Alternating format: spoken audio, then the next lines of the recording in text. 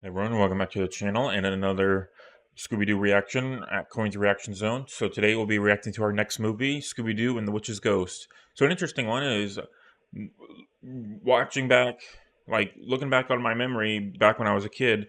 So looking back on my memory as a kid, I don't think I've ever watched Witch's Ghost. It doesn't sound familiar. I know this is the first appearance of the Hex Girls, but I don't remember ever watching this one. This was the second direct-to-video movie. I mean, technically the sequel to Zombie Island in this kind of trilogy a little bit, released on October 5th, 1999. It was also had real ghosts in it, as well as like Zombie Island. And then the premise: the mystery and gang travel to New England town called Oakhaven after being invited by horror writer Ben Ravencroft, but soon find that the ghost of Ben's ancestor is haunting the town. And there's a lot of trivia for this one, so we'll just get right into it. Oh, interesting. Scooby-Doo, Where Are You was written by David Mook and Ben Rayleigh, and then it was actually performed by Billy Ray Cyrus. That's interesting. So Ben Ravencroft finds out about Mystery Inc. from seeing it in the paper after solving the Moat Monster case, which happened in a flashback in the previous film, Scooby-Doo on Monster Island. So that was that weird kind of creepy green monster goblin guy. So that's pretty cool. And then Daphne wears the same purple suit she wore in the previous film. This is the second film to make a reference to a possible romantic relationship between Daphne and Fred.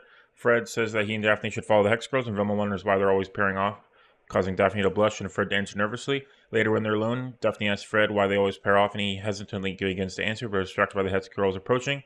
Not to the original series, where Fred and Daphne always paired off when splitting up, albeit usually with Velma. And then the scene in which Ben boasts Velma so she can enter a locked barn through a window, after which she crashes to the ground to open the door for him, is reminiscent of the scene in which Fred boosts Shaggy in What a Night for a Night. Yeah, that first episode.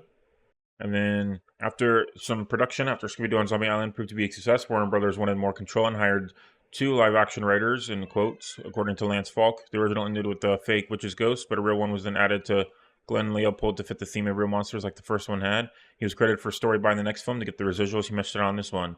And then some real trivia. The beginning of this animated film is set in San Francisco, California, due to its obvious visual landmark, the Golden Gate Bridge. It is seen during the scene of Scooby's gang on their road trip to Oakhaven with Ben.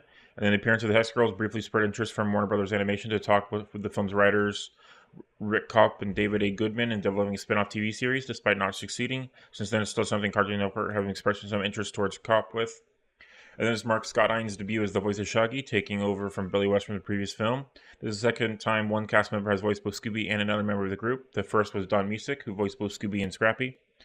And then country musician Billy Ray Cyrus sings the Scooby-Doo Where Are You theme song in the museum chase scene. He's the father of well-known actress and singer Miley Cyrus, which I noticed earlier. The first appearance of the Hex Girls, who also appear later down the line in Scooby-Doo and the Legend of the Vampire, and the What's New Scooby-Doo episode The Vampire Strikes Back, but they are drastically toned down. And then some fun one is that the scene at the end with the gang playing along with the Hex Girls is a nod to the original idea for Scooby-Doo series was before it was changed. Originally, the show was going to be about a group of teens who are in a band with their dog that travel around performing while solving mysteries. The instruments the gang plays are the same ones they were going to play in the show, which even includes Scooby on the bongos. That's fun. I like that. This is the second time Tim Curry's played a wizard/warlock in any film. The first was in HBO's 1986 British live-action television film The Worst Witch, based on Joe Murphy's 1974 children's fantasy novel of the same name. The contrast to the Grand Wizard's benevolent character. Tim Curry worked on this movie while Thornberrys was on hiatus. That's interesting. And then at a runtime of 66 minutes, this is the shortest DTV Scooby-Doo film. That's going to be all of that. That's not spoilers of any kind. Have some popcorn, because I love watching Scooby-Doo with some popcorn. Let's do it. Starting off with the Museum of National History. Nice. It always reminds me of that museum whenever we do something like this. No, it is like a darker kind of animation style compared to Zombie Island a little bit.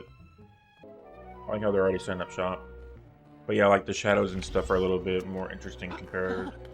His greater intelligence to help him survive. It is with the use of tools that humans learn to move. I like how they're hiding as the monsters, as more monsters are coming in. They're generally creepy dudes, though. They'd be great for a villain for this movie. Yeah, Scott Lang's been in most of the movies, I believe, so his voice kind of similar to me, sing by Billy Ray Cyrus, which is interesting. Kind of cut it, but still cool to hear. Nice, good job, boys. Really taking down not all that proper damage. Holy crap, we're not gonna count it though. It's a movie, but still cool to see. You're Ben Ravencroft, the famous horror writer. Famous horror writer Ben Ravencroft. Here we go. It's Perkins. Disgruntled archaeologists from the museum's Babylonian project. They were Gotcha. Okay. Well, they had pretty legit scary dudes. This meddling writer.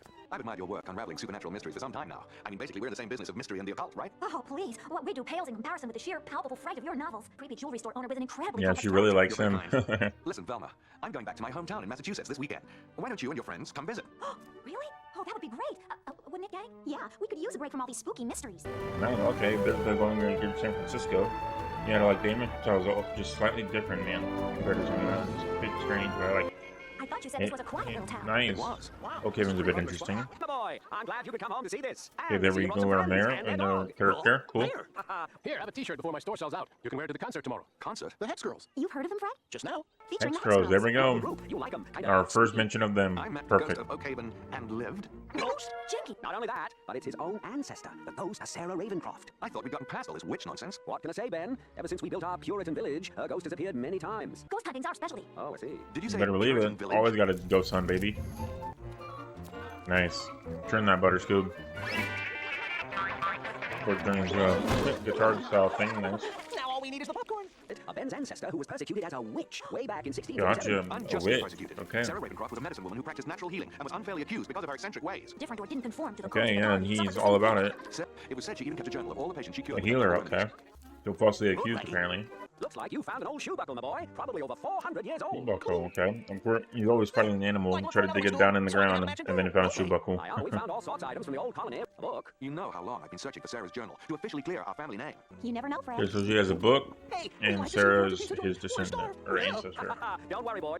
Interesting portrait compared to the rest of But she the wasn't very popular with the town's franchise. doctors. Sarah was untraditional in her approach to medicine. She was a Wiccan. Were in tune with the forces of nature and used them for healing purposes. She cute. Exactly. To draw from the earth's powers to heal the sick. Gotcha, Sarah yeah, helped so many people who could not afford good medical old treatment. fashioned medicine style. She treated her patients under a large oak tree, which she believed to have healing powers. That book could finally prove Sarah's innocence and that she was a Wiccan, not an evil witch. Wiccans have been misunderstood, accused of sorcery.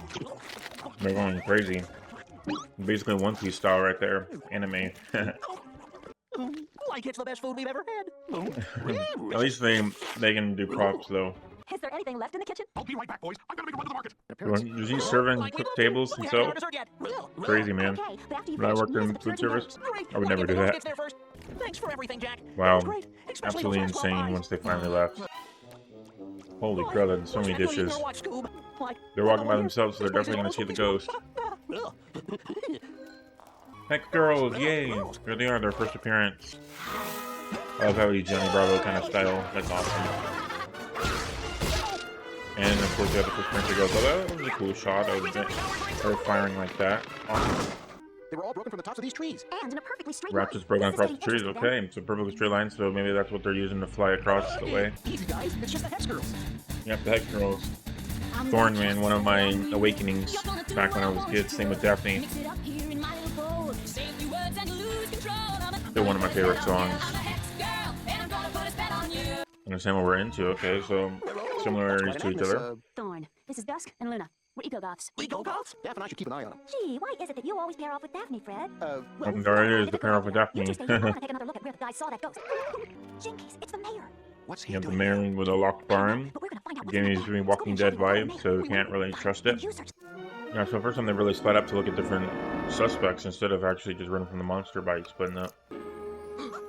What's she up to? If I didn't know better, I'd say she was a witch. How dare you disturb my resting place? There goes the witch, second appearance. She doesn't appear very often, to be honest. I can't see a thing without my glasses. Me either. Yeah, but of course he has the can't see everything without my glasses thing again. Hey, And they swap, so boyfriend style, compared to that's no mystery. similar to the Scooby-Doo live action movie. Then I think I can solve the mystery of the witch's ghost before tomorrow's Autumn Fest. Already almost solved it, and there's still only 20 minutes left, and we've only seen the ghost twice, man. Where Shag and Scoop saw the ghost. This is a device to throw the fireballs, which are just wads of flash paper. Oh, He got it wow. From his daughter's stage props. Like, what's that? It's the That was cherry that easy. made the ghost fly above the trees with the use of an extension device. And there's the fan that created the eerie wind. Wow, well, this early is a part of it. Even Jack, the restaurant guy. Like you should have been making pot roast instead of cooking up trouble. But I, for one, am totally That's a shocked lot of that this people, is man. That's like basically Spider-Man style. I'm very disappointed in you, Mayor, and all of you, for lining your pockets by dragging Sarah Ravencroft's name through the mud. It's We beautiful. just have 20 minutes left, though. I think so too. And that's why I get upset when people accuse her of being a witch. We're eco-goths, kind of like Wiccans. Just ask Thornton, she is one. Yeah, right. Sally McKnight, 1/16 blood on my mother's side. And that ritual you saw was just peppermint and cloves to soothe my vocal cord. We all use it before and after Nice. every show. And then her name, Sally My dad's a McKnight. dentist. That's cute. He outfitted the band. Like we knew it all Vampire about. teeth, yay! Yikes! We accidentally dug up her grave. What grave? We found it in a bulldozed pile of dirt and rocks. We didn't want to upset you. But that's all we found. Gotcha, so her grave was actually dug Nothing but the up grave marker. compared We to swear, Ben. We don't even after know where faking lady and is. everything. Shaggy, do you still have that little shoe buckle Scooby found today? Scooby, can you show me exactly where you found this? I think so.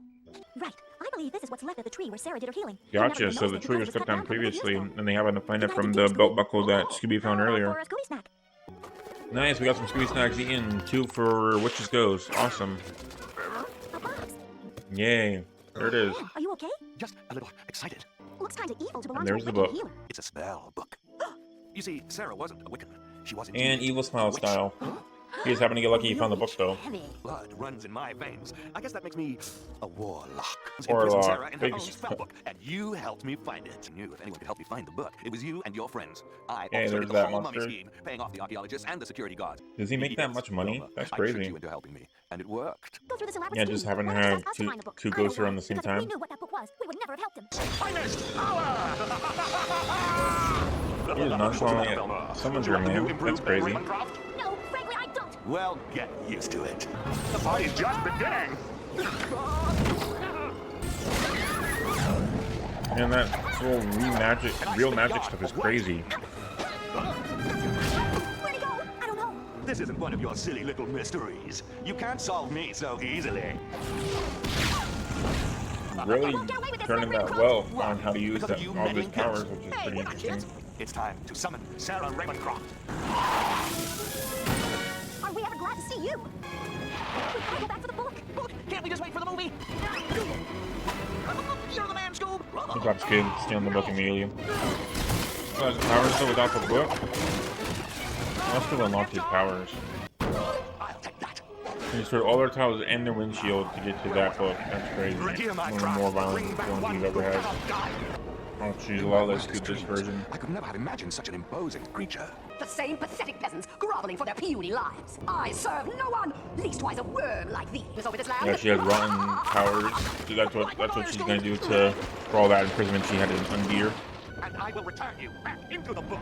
Only a virtuous soul can imprison me. But we They still immediately need got that book. captured, so Not again. I'm sorry, kind of guys, but main you two are the antagonist kind of No way. worthlessness, to be honest. How about for a whole box of Scooby snacks? Yeah, a whole box. So it's shared between both of them, so that's 52 Thou apiece. shalt pay for thine Nice. impudence. And I'm definitely got tricked up by that evil pumpkin guy. Jinkies! Hurry! Thanks. I am out of here. Yeah. Made that somebody witch is a real finally thing. unlock the Hex What? Girls We need they've help. unlocked up Me? for What can I do? the past We need 10 you to use years. that spell to defeat Sarah Ravencroft. Yeah, and they did that kind of Over here. nonchalant. That's why they said they should 1/16's Wiccan blood to they would at least have somebody that can read the spell off Let my buddy go, you creepy without changing the gang all of a sudden. Here we go. Yeah, every time they get captured, the passing back and For forth. the misdeeds that you've done, which return from whence you come. No, it's read that quick compared to how long it took him to read it. Can't run away from the book. Sorry, dude. Oh, she's dragging him in? That's messed up, man. I was gonna try to save him. Then Ravencroft's last book is one the world will never buy. Are you okay? You're the one I was worried about, honey. But you did it. I guess you are a witch after Yeah, A Wiccan, yeah, Daddy. and that's A her dad. Wiccan. Yeah, if we were kind of propaganda for this movie, then that'd be so Well, much you still are the Hex propaganda. Girls. There's all the instruments that they were gonna play.